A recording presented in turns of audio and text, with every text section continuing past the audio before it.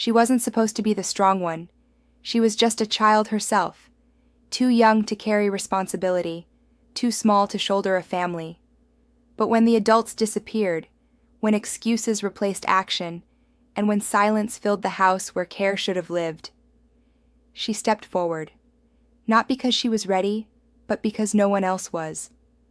While the world looked away, she became a mother before understanding childhood, a protector before learning safety, and a provider before dreaming of herself. This isn't just a story of survival. This is the story of a girl who chose love over escape, and became a woman forged by sacrifice. She remembers the exact moment everything changed, not with fireworks, not with a dramatic goodbye, but with silence, the kind of silence that creeps into a home when responsibility leaves and never comes back. Her parents were still alive, but absent in every way that mattered. Addiction, instability, excuses, and broken promises slowly turned a house into a waiting room for disappointment. Bills piled up, food grew scarce, school notices went unanswered, and her younger siblings, still believing adults always come through, looked to her with questions she didn't yet know how to answer. She was barely old enough to understand her own fear, yet suddenly she was expected to calm theirs. There was no ceremony. No one asked her if she could handle it. Life simply handed her a burden and walked away. She learned early that hunger doesn't wait for permission, that tears don't care about age, that siblings don't stop needing you just because you're exhausted. So she stepped up. She woke before dawn to pack lunches that were often nothing more than hope wrapped in bread. She braided hair with shaking hands. She learned to stretch $1 until it screamed. She memorized the sound of each sibling's footsteps, so she'd know who was crying before the door even opened. While other girls worried about dances and crushes, she worried about electricity cutoffs and eviction notices. And still, she kept going. People love to praise strength once it succeeds, but they rarely acknowledge the loneliness while it's forming. Teachers noticed she was tired, but assumed she was lazy. Neighbors saw kids, but not the woman holding them together. Family members said, "You're so mature for your age," without ever offering help. Maturity wasn't a gift, it was a survival response. Every day, she made impossible choices, choosing which bill to delay, which meal to skip, which siblings' needs came first. She learned that love doesn't always look like warmth. Sometimes it looks like exhaustion wrapped in determination.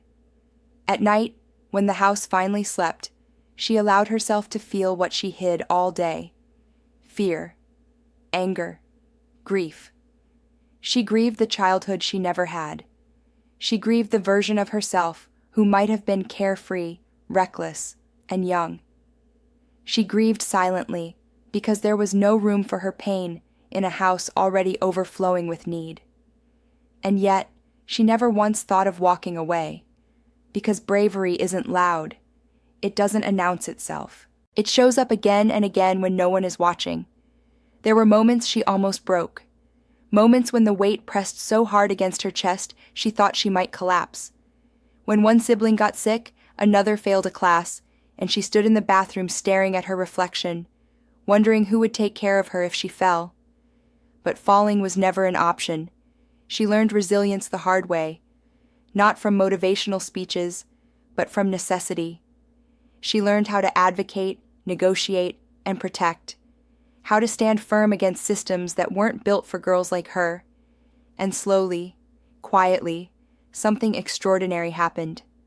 Her siblings began to thrive, grades improved, laughter returned, confidence replaced fear. They grew up knowing safety, not because the world gave it to them, but because she did. They didn't know every sacrifice she made. They didn't see every tear she swallowed, but they felt the result. Years passed. One by one, her siblings grew into adults. They went to college, started careers, built lives, and only then did they begin to understand the magnitude of what she had done. She didn't just raise them, she rewrote their future. And what about her? For a long time, she believed her dreams had expired, that her purpose ended where theirs began. But life has a way of rewarding those who endure, not always quickly, but deeply. With time, she rediscovered herself, not as the caretaker, not as the stand-in parent, but as a woman with her own identity, strength, and ambition. She pursued education later than most, started over later than planned, but she carried something others didn't: unshakable resilience. Every challenge after that felt smaller than the one she had already survived. Today, people call her inspiring. They call her strong. They call her a hero. But the truth is simpler and more powerful. She was a girl who refused to abandon love when the world abandoned responsibility. She proved that family isn't just who gives birth to you, it's who shows up when it matters most. That leadership isn't assigned, it's claimed. And that sometimes, the bravest women aren't the ones on stages or screens, but the ones holding families together in silence. This isn't a story about perfection. It's a story about courage under pressure.